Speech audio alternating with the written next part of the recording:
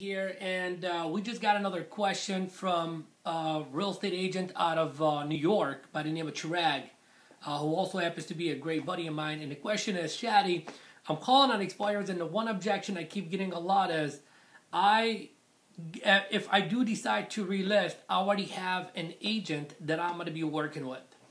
Well, you and I both know that this is an objection that's going to come up numerous times if you are a person who is calling on expireds, and the objection's almost never ever going to go away, so might as well learn how to handle that objection. Now, in my experience and the experience of many of the people that I work with who do call on expireds, 50% of the times that you get this objection, it is really not even an objection, not a true objection, I should say, because they're just figured out that by telling you that, they're going to get you off the phone, and the weak agent is going to get off the phone. So I want you to be the strong agent. For example, like two of the people that I'm working with who do call on expireds, one of them has took over 50, I think it's more like 60 expired listings in the calendar year of 2012, and one has just taken about 15 in the last 30 to 45 days.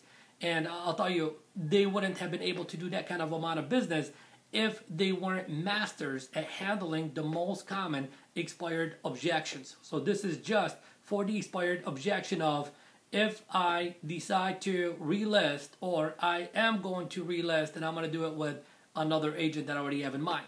So the way that I would handle that objection is by first acknowledging the objection. We can't make them wrong for anything, but what we want to do is we want to have the sellers think a little bit differently. We want to open up their mind to a new way of thinking, so they should automatically recognize that who you are is the expert, a person of authority, a person with a strategy that can get the job done.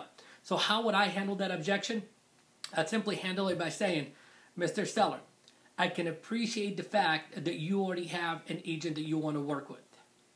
And since you've already selected them, you know that they are going to do everything to protect your interest. Otherwise, you would not have selected them. Am I right?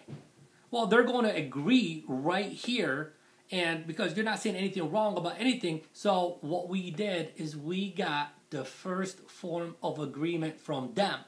See, once you begin to get agreement and you begin to engage, you are now much more powerful and confident in pursuing the remainder of this objection handler. So now they are going to agree. And then you will go on to say, so if there was another strategy or a marketing approach that could ultimately put more money in your pocket and have you selling your home faster, surely they will have no objections to you at least checking out that other strategy, because they want what's best for you. Am I right? Again, how could they say no to that? So we get agreement pattern number 2. So now we got 2 agreements from them, and then we go on to say, Mr. Seller, I believe I have that strategy and marketing approach that can help you sell your home for much more money in way less time. What would be the best day and time for me to come over and show you exactly how I've been able to do that over and over and over again for many sellers just like you? Should I come by this evening, or would sometime tomorrow be better for you? I'll only take up 15 minutes of your time with no obligation. That's it. So what did we do here? Number 1, we created agreement. We didn't say nothing bad about the other agent. We acknowledged the other agent for wanting to look out for their best interest. And then we use that saying they will have no objection to you checking out other opinions, other strategies that could ultimately be a benefit for you. And then third of all, we said, we believe we have that strategy. We've proven to do it over and over and over again for many other sellers like yourself. And then we closed for the appointment. We asked, should we come by this day or that day? It's that simple. Look, this objection or any other objection, you know what objections come up. Simply take the time out to write out how to handle them, memorize them, and then use them. And if you have any other objections that you want me to help you handle, simply leave a comment somewhere below this video or shoot me an email, and I'll handle that objection for you via video. Thank you very much, and I'll see you on the next video. Take care.